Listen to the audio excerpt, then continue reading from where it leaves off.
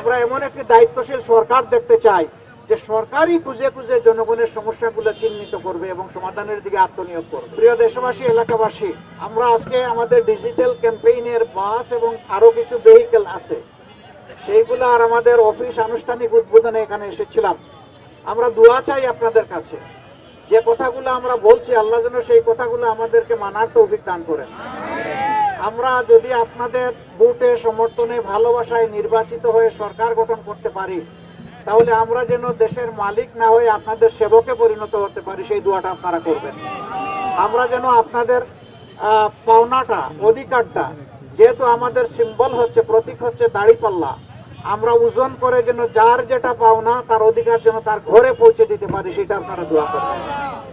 আর যেন কোনো মিছিল রাজপথে আমাদের ওরকম দেখতে না হয় যে মিছিল করতে করতে অনেকে ঢলে পড়ছেন, জীবন চলে যাচ্ছে, রাতের পর রাত, দিনের পর দিন বসে আছেন, তাদের দেখার মতো কেউ নাই, কথা শোনার কেউ নাই। সেই পরিবেশ আমরা বাংলাদেশে আর দেখতে চাই না। আমরা এমন একটি দায়িত্বশীল সরকার দেখতে চাই যে সরকারই খুঁজে খুঁজে জনগণের সমস্যাগুলো চিহ্নিত করবে এবং সমাধানের দিকে আত্মনিয়োগ করবে। এরকম একটা ইনসাফ ভিত্তিক সমাজ আমরা গড়ে তুলতে চাই। যে সমাজ হবে আমাদের, যে যুব সমাজ 24-এ বুক চিতিয়ে লড়াই করে আমাদেরকে আপাতত মুক্তি এনে দিয়েছে, তাদের কামনা, বাসঙ্কা এবং আকাঙ্ক্ষার সমাজ হবে, সেই সমাজটা আমরা করতে চাই। যুবকদেরকে ধন্যবাদ, মা বোনদেরকেও ধন্যবাদ। এই লড়াই, আল্লাহু আকবার, মা তার 10 মাসের শিশু, 5 মাসের শিশু কোলে নিয়ে রাস্তায় চলে এসেছেন, যুবকদেরকে এসে বলেছেন আমরাও তোমাদের সাথে আছি। তারা শক্তি জুগিয়েছিলেন আমাদের যুবকদেরকে। আমরা মাদের জন্য নিরাপদ কর্মস্থল করতে চাই, চলাচলের নিরাপদ ব্যবস্থা করতে চাই, ঘরেও তাদেরকে আমরা নিরাপদ রাখতে চাই। যারা ঘরে থাকতে ভালোবাসবেন তার ভালোবাসার ঘরটা যেন নিরাপদ হয়।